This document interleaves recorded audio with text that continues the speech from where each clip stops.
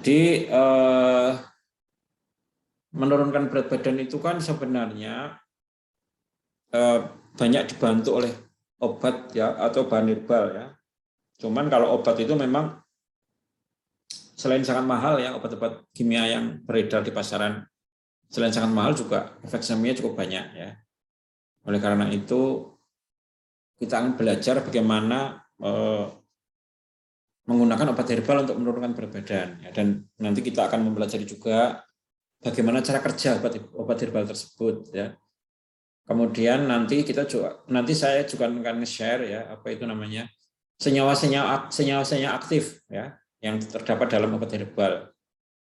Jadi nanti Anda kalau melihat ada brosur ya, ada suplemen kok isinya apa kromium misalnya sudah tahu kromium itu memang kandungan dari senyawa tertentu, kandungan dari herbal tumbuhan tertentu. Jadi seperti itu. Jadi tujuannya itu ya nanti ya. Dan Anda bisa membedakan itu hanya itu obatnya itu benar-benar berefek apa enggak gitu ya. Benar-benar obat herbal bukan, nanti bisa milah-milah kalau ada orang bilang apa namanya itu misalnya kopi hijau dulu ya yang ramai itu ya. Kemudian buah plum yang ramai di internet itu. Benar enggak nanti akan kita lihat ya. Akan kita lihat bahwa itu benar apa itu enggak benar akan kita lihat. Kenapa? Karena saya akan menampilkan ya obat-obat herbal yang sudah diteliti ya, dan itu saya ambil dari jurnal. Jadi kita nggak ngambil dari sumber apa, jadi jurnal. Jurnal itu sangat valid ya, jadi sangat valid ya, nggak mungkin jurnal itu bohong gitu ya, istilahnya seperti itu. Itu ya, itu mengenai sekilas tentang obat herbal ya. Pentingnya obat herbal karena memang obat kimia banyak yang sangat mahal dan menimbulkan banyak efek samping. Oke, kemudian nah ini ya untuk awal-awalnya ini saya ambil dari jurnal ya. Nah, di sini judulnya herbal dan dietary suplemen. Herbal dan suplemen diet itu sebenarnya kayak mineral ya, kayak kalsium ya.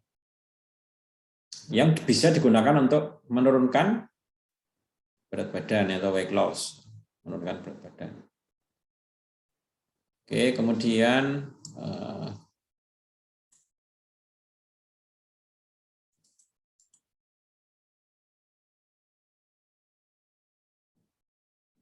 ini ada beberapa obat herbal ya. Ada beberapa obat herbal dan suplemen yang mempunyai cara kerja yang berbeda-beda ya. Dan ini sudah terbukti. Ini ada beberapa yang nanti kita pelajari ya. Pertama adalah obat herbal yang meningkatkan energi ya. Metabolisme, meningkatkan energi. Ya. Energi expenditure ya. Misalnya kopi ya, yang gampang itu kopi aja deh atau kafein. Kafein itu kan sebenarnya kandungan yang terdapat dalam kopi ya, teh ya. Itu mengandung kafein. Jadi kalau kamu minum teh itu kamu juga minum kafein ya. Kalau kamu minum kopi itu juga minum kafein, cuman kadar kafein dalam kopi itu lebih tinggi dibanding dengan teh gitu kan. Kafein. Tapi yang ini catatan ya, kafein tanpa gula ya. Jadi kalau kita minum kopi tapi manis banget ya sama aja bohong ya, karena apa namanya? Kopi itu kalau dikasih gula ya seperti kalorinya juga tinggi. Kalau orang di luar negeri itu kan minum kopi nggak pakai gula ya, kopinya pahit, kopi pahit. Nah, kafein itu berfungsi untuk energy expenditure, ya, meningkatkan kecepatan metabolisme sehingga tentunya mampu lebih cepat membakar kalori. Ya. Pembakaran kalori akan lebih cepat, lebih banyak ya, dibanding dengan orang yang tidak minum kopi itu seperti itu. Kemudian ada lagi ini yang namanya bitter orange ya. Bitter orange itu diambil dari kata bitter ya. Bitter itu pahit ya, kecut lah. Istilahnya jeruk ya, jeruk pahit atau jeruk kecut. Ya, misalnya contohnya yang di Indonesia banyak ya, jeruk bitter. Nanti saya kasih screen gambarnya ya. Bitter orange ini juga bisa ya, efeknya seperti kopi ya. Dia lebih cepat membakar kalori. Itu tanaman-tanaman yang kita kenal ya, bitter orange dan kafein. Kemudian ephedra. Nah, ephedra ini adalah tanaman dari Eropa ya, ephedra ini. Ephedra ini diambil dari kata-kata epidrin, dia mengandung bahan yang sama, yaitu mempercepat pembakaran kalori. Kemudian yang kedua, bahan-bahan yang membuat orang itu cepat kenyang, increase in satiety, ya. Cepat penuh perutnya itu ya, cepat penuh perutnya, cepat kenyang, sehingga dia tidak mempunyai keinginan untuk makan lagi gitu ya, menahan orang untuk makan lebih banyak. Nah, pada prinsipnya ya, soluble fiber itu serat-serat yang larut, dalam air itu memberikan efek cepat kenyang. Ya, pada umumnya seperti itu. Dan itu banyak terdapat dalam buah. Ya, jadi buah itu banyak mengandung soluble fiber. Kalau kita banyak makan buah, ya otomatis kita akan lebih cepat kenyang gitu. Teorinya itu. Terutama buah-buah yang seratnya banyak lah ya. Kita kan bisa tahu ya kalau obat-obat yang seratnya buah yang seratnya banyak itu misalnya apel ya, itu kan seratnya banyak ya. Seratnya tinggi dan banyak. Nah, kemudian psyllium itu juga fiber yang terkenal ya. Dia soluble fiber. Jadi tapi pada prinsipnya soluble fiber itu contohnya adalah buah ya. Kemudian video pengajar Bapak? Ngajar. Sebentar Pak. Berapa? Bapak kan minta tolong saya untuk download lagi. Ini Pak, yang ini saya download gitu. Saya ngeliat yang ini. Ini dia surveillance. Sebentar ya. Nah kan udah. Yang saya perbaiki itu kan link-linknya. Ya, saya memperbaikinya di sini atau di downloadnya. Itu nggak bisa diedit lagi, itu sudah. Nah, memperbaikinya di Word aja nanti. Nah, yang saya download ini. Iya, untuk, itu kan. Ini kan dokumennya kan? Iya. Terus diperbaiki linknya itu. Ini bukan di sini, saya bukan memperbaikinya. Enggak, itu kan nggak bisa diedit itu, Bu. Ya, oke. Ya, saya mudeng Pak. Oke Pak. Ya. Oke ya, saya lanjutkan ya. Sebentar, ini baterainya mau habis.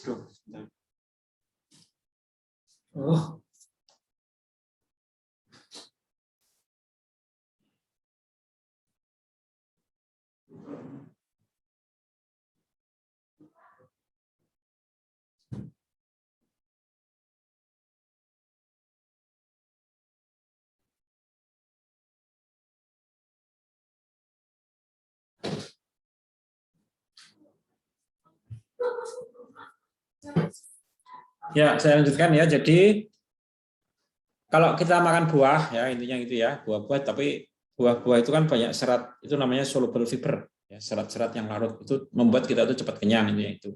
Ada yang spesifiknya psyllium ya, komanam ya. Itu lebih spesifik ya. Kemudian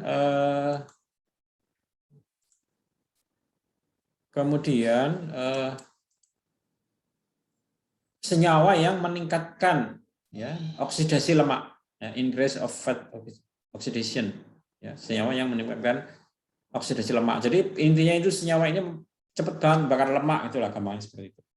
Membantu proses mempercepat pembakaran lemak. Contohnya yang paling gampang adalah teh hijau. Ya, teh hijau itu adalah senyawa yang mampu mempercepat proses pembakaran lemak. Atau lagi ini namanya minyak ikan atau fish oil ya, fish oil. Ini juga mampu mempercepat pembakaran lemak ya. Kelihatannya itu namanya itu minyak ya, minyak kan lemak, tapi sebenarnya itu minyak ikan itu sebenarnya lemak tak jenuh ya. Bukan lemak jenuh ya. Kalau lemak yang kita kenal kan lemak jenuh ya, lemak minyak goreng itu lemak jenuh. Itu lemak tidak sehat. Nah, fish oil ini atau minyak ikan adalah materi atau bahan yang mampu mempercepat pembakaran lemak. Kemudian capsaicin itu cabai ya, cabai. Capsaicin itu cabai merah ya.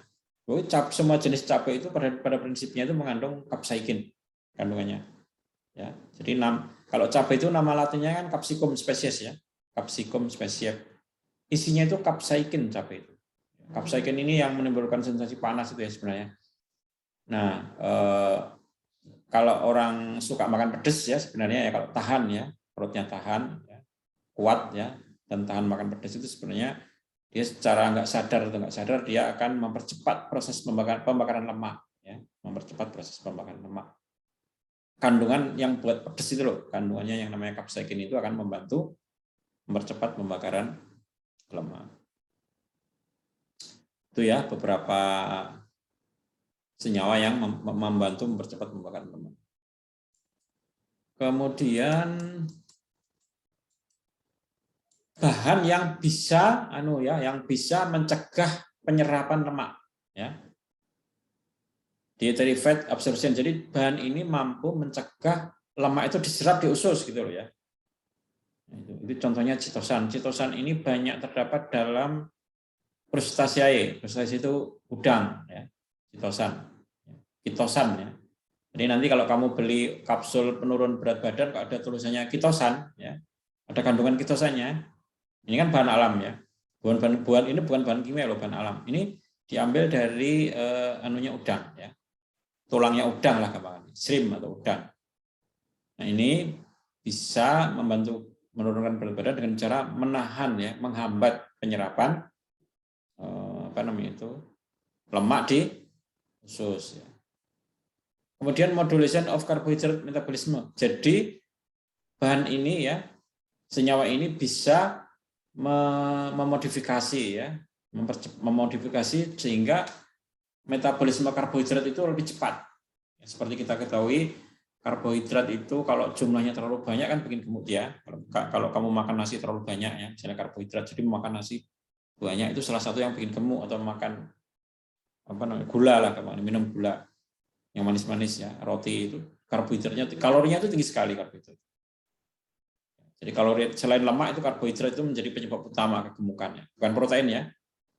Karbohidrat atau lemak itu sumber utama masalah kegemukan. Nah, karbohidrat ini bisa dipercepat ya, metabolismenya ya, sehingga dia membakar kalori lebih banyak. Ya. Itu namanya senyawa itu kromium nanti juga ya, Anda kalau membaca brosur ya obat-obat pelangsing itu kalau ada kromiumnya itu dari tumbuhan, dari herbal ya. Itu bukan senyawa kimia ya, kromium. Kemudian yang di bawahnya dari mineral ya, yang di bawahnya itu dari mineral. Increase of fat excretion. Nah, kalau kalsium ini ya meningkatkan ekskresi atau pengeluaran dari lemak ya. Biasanya lewat lemak itu biasanya dikeluarkan lewat tinja ya, lewat tinja ya, lewat BAB ya. Nah, itu kalsium ya. Kalsium itu bisa mempercepat ya pengeluaran lemak ya. Membantu meningkatkan, bukan mempercepat, meningkatkan ya, volume lemak yang dikeluarkan lewat tinja atau jumlah lemak yang dikeluarkan lewat tinja. Kalsium didapat dari mana? Kalsium kan didapat dari banyak makanan yang misalnya yang banyak kalsium itu pisang ya, contohnya ya. Atau mungkin susu ya, susu tinggi kalsium. Tapi sekali lagi ya, sesuatu yang kamu campur dengan yang manis itu malah tidak membantu ya. Misalnya minum susu manis banget, contoh. Kalau makan pisang itu jangan yang sudah tua banget ya, karena itu tinggi juga karbohidratnya. Ya. Kalsium dalam pisang itu sangat tinggi ya. Jumlah kalsium dalam pisang itu tinggi sekali. Nah, kalsium ini meningkatkan ekskresi lemak. Kalau Anda mungkin pernah mendengar ya obat namanya Xenical ya, atau Orlistat itu juga sama. Xenical atau Orlistat itu obat kimia yang bisa mempercepat pengeluaran atau ekskresi lemak. Kemudian bahan atau ini tumbuhan yang bisa meningkatkan eliminasi air gitulah ya. Jadi airnya bisa berkurang dalam tubuh kita, yang mengeluarkan air lah. Contohnya adalah ini tanaman ya dari Eropa ya, dandelion sama cascara.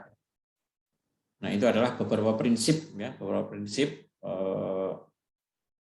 senyawa-senyawa yang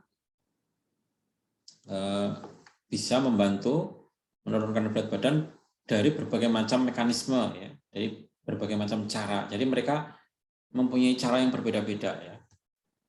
Nah, senyawa-senyawa ini ya itu banyak sekali dipakai untuk suplemen penurun berat badan. Hampir semua ya. Misalnya misalnya karnitin ya, capsaicin ya.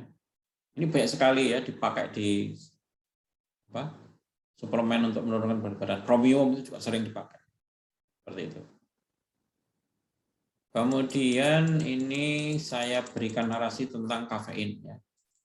Ini ya, saya berikan narasi. Kafein itu adalah stimulan saraf. Nah, kafein ya itu biasanya banyak terdapat dalam kopi ya, teh dan soft drink. Cuman sayangnya kalau di soft drink ini sudah terlalu tinggi gulanya. Jadi kalau kita minum soft drink itu malah bukannya bikin kurus tapi bikin gemuk karena kalorinya udah tinggi. Yang paling aman adalah minum kafein dari kopi atau teh yang tidak dikasih gula. Ini ya, misalnya teh hijau tadi ya. Itu mengandung kafein. Nah, kafein ini termasuk golongan santin, senyawa golongan santin. Satu golongan dengan obat asma ya, seperti tiopilin dan theobromin, itu kafein ya. Nah, ini mengenai kafein. Tadi sudah saya singgung ya bahwa dia bisa menaikkan pembakaran kalori ya, kafein itu. Kemudian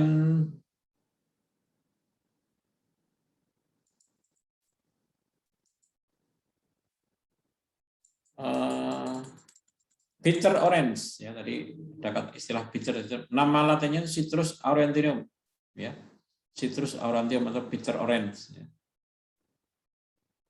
Ini kecil ya, termasuk jenis jeruk yang kecil ya volumenya. Jadi seperti ini ya, mungkin banyak ya, dijual di supermarket banyak ya, Citrus aurantium ini.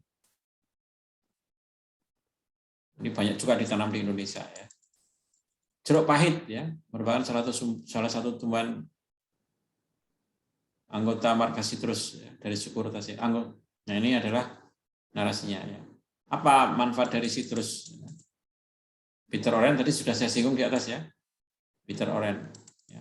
Tadi sudah saya singgung untuk apa? Tadi silakan dicek lagi yang bitter orange tadi. Kemudian green tea extract tadi juga saya singgung ya, green tea extract atau ekstrak teh hijau. Ya. Ini adalah tanaman apa itu? Green tea extract itu diambil dari spesies teh yang namanya Camellia sinensis dan mengandung polifenol ya. Jadi dia mengandung polifenol. Ini polifenol itu golongan flavonoid ya. Misalnya epigallocatechin ya. Ini epicatechin dan sebagainya. Ini adalah polifenol. Jadi dia banyak mengandung flavonoid. Yang flavonoid polifenol. Jadi ini green tea ini sangat terkenal ya, green tea ya, teh hijau ini ya. Teh hijau ini sangat terkenal. Memang rasanya nggak enak banget ya. Beda dengan kita kalau minum teh-teh yang itu sering kita minum, green tea itu rasanya nggak enak. Nah, green tea ini adalah sudah banyak diteliti, ini bisa menurunkan berat badan dengan mekanisme termogenesis. Ya. Dia menyebabkan terjadinya termogenesis. Jadi mempercepat pembakaran ya, kalori dan ya, mempercepat pembakaran lemak atau oksidasi lemak. Jadi itu fungsi dari green tea. Ya sekali lagi kalau minum teh hijau ya jangan kasih gula ya. Yang percuma kamu minum teh hijau manis banget ya, sama aja malah nambah kalori. Itu mengenai green tea ya atau teh hijau.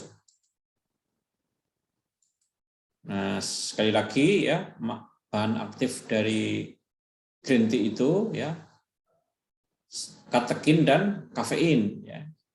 Green tea itu mengandung bahan aktif yang bisa menurunkan berat badan, yaitu kafein, tadi udah singgung ya kafein ya, dan katekin.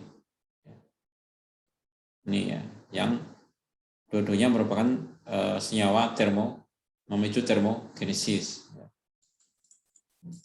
Kemudian capsaicin atau cabai ya, capsaicin atau cabai. Semua cabai itu mengandung capsaicin. Ya. Semua cabai, apalagi cabai yang kecil itu ya, cabai rawit itu. Capsaicin tinggi memang pedas ya, pedas banget. Capsaicin ini adalah substansi aktif ya, yang berfungsi untuk menurunkan berat badan, yaitu dengan cara termogenesis ya, sama dengan kopi. Dan dia membakar lebih cepat membakar lemak ya, mempercepat ya, menstimulasi pembakaran lemak atau Istilahnya itu oksidasi lemak ya, fat oxidation. Nah, kemudian yang lebih penting lagi ya dari cabai ya. Jadi Anda kalau suka yang pedas itu ada untungnya juga ya. Untungnya apa? Untungnya itu bisa mengurangi nafsu makan.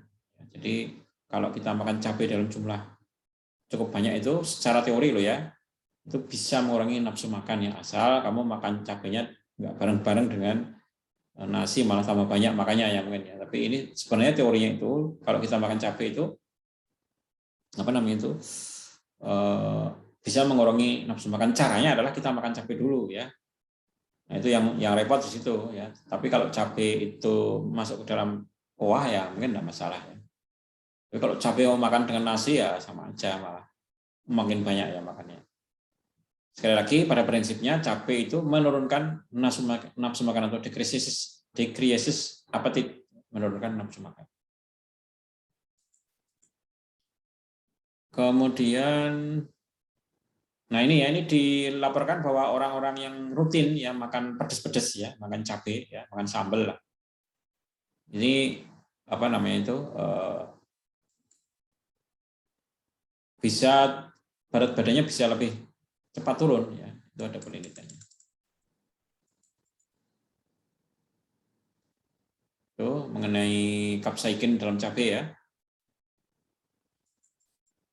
Kemudian kalsium. Ya, tadi sudah saya singgung tentang kalsium. Kalsium itu mineral ya, golongan mineral yang tadi dia mempercepat ekskresi ya, ekskresi lemak kalau nggak salah tadi ya, pengeluaran lemak.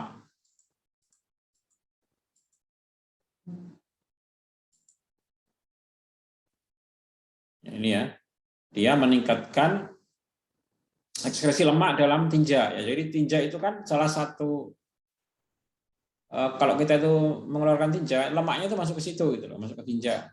Ya, lewat tinja. Tapi kalau kita makan mengkonsumsi kalsium itu lebih banyak lagi lemak yang masuk tinja. Ya. Itu adalah mekanisme bagaimana vitamin D atau kalsium itu, mekanisme kalsium itu bisa menurunkan berat badan. Jadi dengan meningkatkan ya jumlah lemak dalam tinja. Citosan ya, tadi sudah saya singgung ya, citosan itu dari shrimp ya, dari shrimp atau udang. Shrimp atau udang ini apa namanya itu? Kerangka luarnya atau exoskeletonnya, kerangka luarnya yang keras itu ya, cangkangnya yang sering kita makan sekaligus ya, kalau kita makan udang. Itu mengandung citosan. Mengandung citosan. Nah, ini efeknya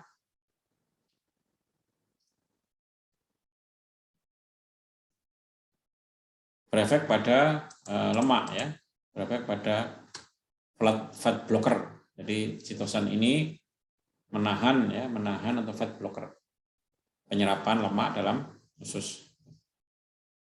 Kemudian kromium ya, kromium tadi sudah saya singgung ya. Ini termasuk jenis trace mineral ya. Dan kromium ini sebenarnya tidak hanya bisa menurunkan berat badan, tapi dia juga bisa mengobati diabetes ya, karena dia menyebabkan apa namanya itu, meningkatnya insulin ya, aktivitas insulin. Nah, kromium ini ya, kenapa kok dia bisa menurunkan berat badan? Karena kromium ini bisa mempercepat ya metabolisme karbohidrat dan lemak, ya, meningkatkan metabolisme apa namanya itu karbohidrat dan lemak. Nah, orang itu kekurangan kromium itu bisa menyebabkan kena penyakit diabetes ya. Dan juga penyakit apa namanya itu kolesterol tinggi ya, kolesterol tinggi itu tingginya trigliserid ya. Tingginya trigliserid itu kromium.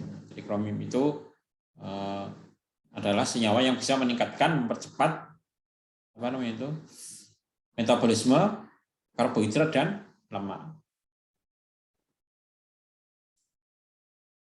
Ya. Kemudian ini ada beberapa materi lagi ya terkait dengan penelitian di Indonesia ya. Kalau tadi kan banyak penelitian dari luar ya. Di Indonesia pernah diteliti tentang jati Belanda ya. Jati Belanda. Mungkin Anda pernah dengar ya jati Jati Belanda sudah pernah dengar ya. Ini dilakukan penelitian terhadap jati Belanda pada 30 orang yang menderita obesitas. Diberikan ekstrak daun jati Belanda. Jadi ekstraknya ya. Nah, ini hasil penelitian menurunkan berat badan 2 kilo ya. Itu sekitar 2 kilo ya. Jadi ini menurunnya itu sebelum dan sesudah itu sekitar selisihnya 2 kilo, tapi ini nggak dijelaskan berapa minggu dia minum ya, berapa hari dia minum nggak dijelaskan. Mungkin kalau dia minumnya jangka waktu yang lebih lama, mungkin berat badannya turun lebih banyak ya. Itu jati Belanda. Ya. Kemudian temu giring, ya temu giring ini mungkin Anda pernah mendengar juga ya, ini salah satu jenis empon-empon. Ya. Kalau kunyit itu mengandung kurkumin ya, kalau kunyit kan mengandung kurkumin. Kalau ini ngandung beda ya. Ini tapi nggak disebutkan dia kandungannya apa, tapi temu giring ini kalau dibuat infus, ya mungkin direbus lah namanya gitu ya, dibuat rebusan gitu ya. Itu bisa menurunkan berat badan ya pada konsentrasi 20 dan 40%. Dibandingkan bahkan dia itu bisa disejajarkan dengan obat-obat penurun berat badan misalnya penderal. Ini itu temu giring. Temu giring ini terbukti ya, tapi penelitiannya baru pada mencet ya.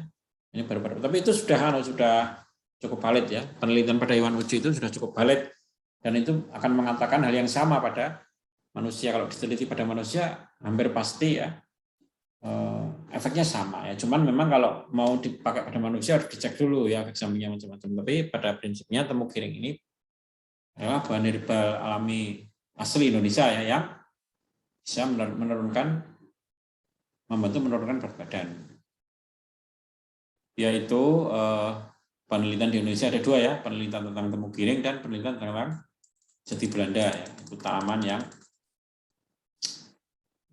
terutama temu giring ya banyak tumbuh di Indonesia. Kemudian materi satunya lagi ya, ini materinya saya ringkas aja, nanti silahkan dibaca yang saya blok kuning ya. Ini saya ambil dari jurnal ya, review jurnal. Jadi ini jurnal-jurnal itu dibuat diringkas ya, di resume. Ini judulnya Herbal Medicine for the Treatment of Obesity ya. Si jurnal ini dikumpulkan dalam jangka waktu 10 tahun. Jadi ini lama ya penelitiannya ya. Karena mengumpulkan jurnal tahun 2007 sampai 2017 jurnalnya mungkin jumlahnya ratusan yang dia kumpulkan. Ini namanya review artikel ya. Jadi dia mengumpulkan obat-obat penurun berat badan dari mungkin ratusan jurnal ya antara tahun 2007 sampai 2017. Jadi ini penelitiannya valid, sangat valid ya. Nah, kemudian apa yang ditulis oleh peneliti ini ya kita lihat ya. Tabelnya aja ya biar kamu nggak bingung ya. Ini saya perlihatkan tabelnya.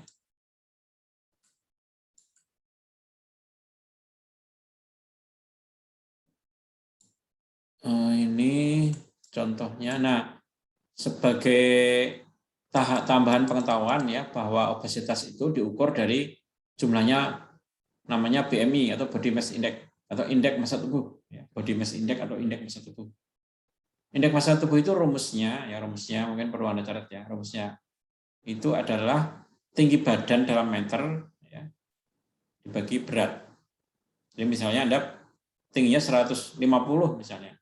Itu bagaimana cara ngitung BMI atau Body Mass Index atau indeks massa tubuh itu 150 kan masih sentimeter ya, dijadikan meter. Jadi 1,5 ya, 1,5 kuadrat ya, bagi berat badannya 50 ya, berarti 1,5 kuadrat dibagi 50. Nanti muncul namanya BMI atau Body Mass Index. Silakan nanti dicek sendiri ya. Mungkin kalau mungkin kamu banyak yang masih normal ya. Nah, kalau nilainya itu nilainya itu kurang dari 25 berarti berat badanmu itu normal. Berat badanmu itu normal. Tapi kalau lebih dari 25 ya, ini sudah dikatakan tidak normal. Ya, kalau rentangnya 25 sampai 29 itu berarti overweight. Ya. Nah, orang yang overweight ya ini tidak mengalami komplikasi atau belum. Ya, dia tidak akan menimbulkan penyakit. Ya, belum. Ya. Dan kalau dia itu BMI-nya atau indeks massa tubuhnya lebih dari 30 ya itu juga belum ada komplikasi. Tapi kalau sudah lebih apa ini? Oh, ini gini ya, maaf ya. Ini kalau dia itu lebih dari 1 sampai dengan 25, ini mungkin ya di sini ya, dikatakan mungkin dia akan mengalami mild atau moderate komplikasi ya. Bisa juga ya. Ini sini salah, ini diganti ya tulisannya ya. Kalau di atas 35 ya, sorry, obesitas stage 1 kalau di atas 35, di atas 35 sampai 40 ya, ini akan menimbulkan komplikasi ya. Ringan sampai sedang. Kalau di atas 40 ya, itu akan menimbulkan komplikasi berat. Jadi kita bisa ngitung sendiri ya berapa BMI-nya ya. BMI yang tidak aman itu kalau BMI-nya lebih dari 35 ya. Kalau di atas 30 sampai 35 masih belum ada komplikasi, itu seperti itu. Itu definisi dari berat badan yang tidak normal ya. Jadi definisi berat badan yang tidak normal itu adalah kalau BMI-nya di atas 25 ya. Kalau 25 sampai 30 itu namanya overweight ya. Kalau 30 sampai 35 obesitas stase 0. Kalau 35 sampai 40 itu obesitas tingkat 1, kalau di atas 40 obesitas tingkat 2 atau obesitas. Nah, obesitas yang menimbulkan masalah klinik atau gejala klinik atau penyakit adalah jika obesitasnya lebih dari BMI-nya lebih dari 35. Tapi kalau BMI sudah nggak normal ya harusnya segera menurunkan berat badan supaya tidak bablas ya. Tidak bablas sampai menimbulkan gejala klinik. Kemudian ini nanti bisa dibaca lagi ya terkait dengan review artikel ini ya. Ini saya potong-potong aja yang penting ya. Nigella sativa ya contohnya. Atau Nigella sativa itu apa? Nigella sativa itu jinten hitam. Ya. Ini penelitian dilakukan pada orang yang usianya 30 sampai 45. Kemudian jumlah sampelnya itu ada 50 orang yang diteliti ya. Kemudian Nigella sativa ini diminum sehari 2 kali ya, selama 12 minggu ya, dengan dosis 750 mg. Jadi mungkin Anda sering mendengar ya kapsul habatus sauda itu Nigella sativa ya, atau jinten hitam. Jadi kalau kita minum jinten hitam itu kira-kira 2 kapsul ya sehari selama 12 minggu, nanti secara teori akan bisa menurunkan berat badan, teorinya loh ya. Berat badannya itu turun sekitar 5 kilo ya. Dengan catatan ya 5 kan yang normal ya. 5 kilo turunnya. Selama 12 minggu. Ini penelitian loh ya, penelitian klinik ya pada manusia, bukan pada mencit ini. Pada orang yang umurnya 30 sampai 45. Kemudian di sini selain itu SBP-nya turun. Selain beratnya turun, SBP apa toh? Systolic blood pressure atau tekanan darah sistoliknya akan turun. Jadi Nigella sativa itu tidak hanya nurunin berat badan tapi juga mengurangi tensi juga. Ya. Jadi seperti itu ya, ini Nigella sativa atau jinten hitam. Kemudian bawahnya ini ya, green tea extract. Tadi sudah saya singgung ya, green tea extract. Dilakukan penelitian klinik terhadap 100 orang ya, dengan umur 25 sampai 60. Ya. Dilakukan pada apa? Dilakukan pada orang yang diet ketat ya atau hipokalorik diet. Yang satu diberi green tea, yang satunya enggak. Jadi sama-sama diet ya. Ada 100 orang ya. Separuhnya disuruh diet ketat, separuhnya disuruh diet plus dikasih green tea ya, dikasih ekstrak teh hijau. Dilakukan selama 3 bulan. Jadi ini penelitian 3 bulan ya. Nah, dari sini ternyata turunnya itu tajam sekali ya. Turunnya itu yang semula 96 kilo ya hanya jadi 82 kilo. Cepat sekali penurunannya dibanding jadi lebih cepat dibanding orang yang hanya diet ketat saja. Jadi kalau Anda diet ketat ya, itu lebih baik biar lebih cepat lagi turunnya makan kapsul habatus sauda itu ya, sehari 2 kali selama 3 bulan. Jadi lama nurunin berat badannya bisa cepat ya. Ini percobaannya aja 3 bulan. Ada lagi ini ya olong tea ya, olong tea mungkin Anda pernah ya masuk supermarket ada namanya olong tea. Warnanya tuh hitam kalau nggak salah ya olong tea itu. Itu bisa dicari banyak di supermarket. Ini dilakukan penelitian terhadap 102 orang. 102 orang. Umurnya 18 sampai 65. Nah, ini ada 2 kelompok ya. Pertama dikasih olong T, yang kedua nggak dikasih apa-apa. Ini di sini ternyata penurunannya itu cukup tajam ya, lebih dari 10 kilo ya.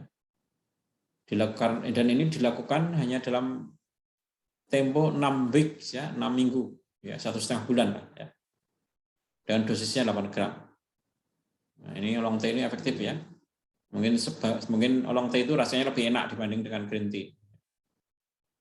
Ini penurun badannya cukup, dan ini nggak ada efek sampingnya ini ya. Ini tidak ada ditemukan efek samping. No adverse event, tidak ada efek samping. Jadi obat herbal itu memang hampir nggak ada lah ya efek samping, hampir nggak ada. Jadi olong teh tadi masih ingat ya, teh hijau itu mengandung apa tadi? Katekin dan kafein ya, yang mempercepat metabolisme atau pembakaran kalori. Kemudian yang lain adalah bersimia. Ya, nanti silahkan yang siap blok kuning itu dibaca ya. Terus apalagi ini? Nah, ini yang ini nggak usah kita bahas ya.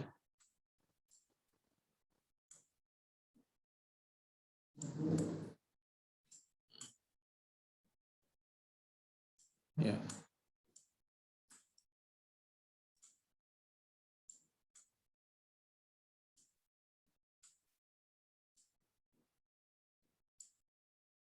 Apalagi panak ginseng ya, ini ginseng ya, panak ginseng. Nah, ini tanaman yang tidak asing bagi kita ya. Tapi ini percobaan pada hewan uji ya, bukan pada manusia. Ya.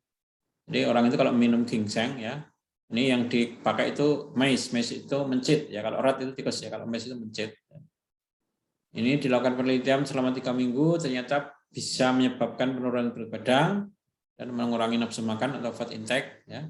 Menurunkan glukosa, dan ini TC itu dapatnya. TC itu kadar trigliseridnya turun ya. TG itu total glukosa ya, itu turun. Jadi TC itu total kolesterol turun, TG itu total glukosa turun. Nah, ini kalau kita mengkonsumsi ginseng. Jadi ginseng itu bisa menyebabkan penurunan kolesterol dan glukosa ya. Bisa menurunkan nafsu makan ya, sehingga kita makan lebih sedikit, dan bisa menurunkan berat badan. Ginseng. Kemudian green tea lagi, ini diteliti lagi, ini green tea ya. Green tea ini pada mencit ya, pada mencit. Tadi kan pada manusia, ini pada mencit. Ya. Green tea mengandung katekin ya tadi ya, zat aktifnya ya. Selain katekin, kafein ya. Berarti ini yang disinggung itu katekin. Katekin dalam green tea ini bisa menurunkan berat badan ya. Bisa menurunkan trigliserid ya, TG, bisa menurunkan kolesterol. Itu adalah green tea. Kemudian yang lain apa ini? Ganoderma ya. Ganoderma basidium ya, ini silakan nanti dibaca ya, bisa menurunkan gula juga ya. Kemudian ya.